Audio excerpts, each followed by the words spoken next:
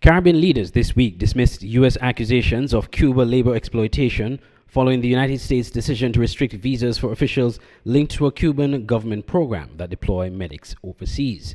The U.S. announced the move late last month, claiming that Cuba's labor export programs, which prominently feature medical professionals, serve to enrich the Cuban regime. It further alleged that those involved play a role in the exploitation and forced labor of Cuban workers. Trinidad and Tobago's Prime Minister Dr. Keith Rowley also dismissed the U.S. position, emphasizing his nation's sovereignty. There are local people here encouraging them to take away our U.S. visas. Today, I just came back from California, and if I never there in my life, I will ensure that the sovereignty of Trinidad and Tobago is known to its people and respected by all.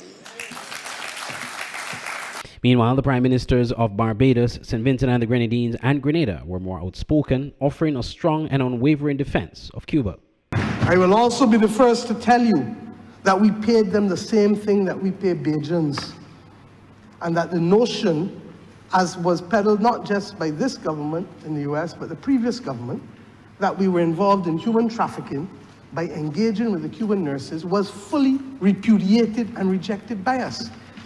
Now, I don't believe that we have to shout across the seas, but I am prepared, like others in this region, that if we cannot reach a sensible agreement on this matter, then if the cost of it is the loss of my visa to the US, then so be it.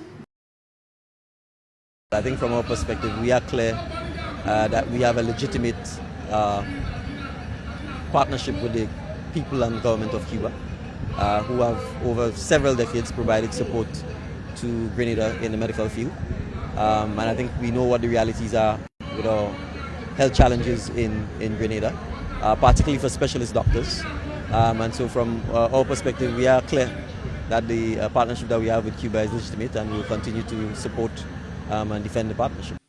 When this thing came out and that third countries which may be complicit in what they call exploitation of Cuban professionals, and that they will deal with them with visas, they started, well, Ralph and Eloise will lose their visa. Caribbean leaders continue to assert that the work of hundreds of Cuban medical staff across the region is essential. Andre Huey, SKN Newsline.